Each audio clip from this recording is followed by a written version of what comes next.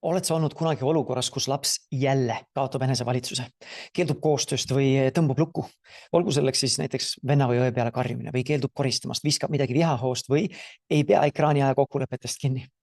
Mida sina siis teed? Võib-olla nagu paljud vanemad, sa hingad sügavalt sisse ja proovid rahulikult läheneda ja selgitada, sa ju tead, et niimoodi ei käituta. Ja laps noogutab ja võib-olla isegi hiljem vabandab, ehk siis sulle tundub, et ta saab aru, aga järgmine kord sama asi, sama reaktsioon ja sama tulemus.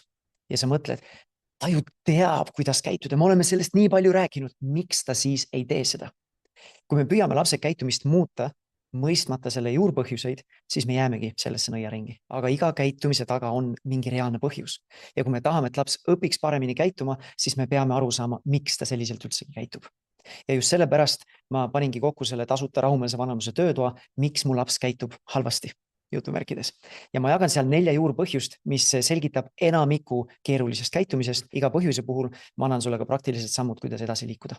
Nii et kui sa soovid kodus rohkem koostööd ja vähem draamat, siis tule liitu selle töötoaga. Töötuba toimub 3 erineval päeval, nii et sa saad valida endale sobiva aja ja kohtade arv on piiratud ja salvestust me ei jaga. Nii et tule registreeru ja näeme seal.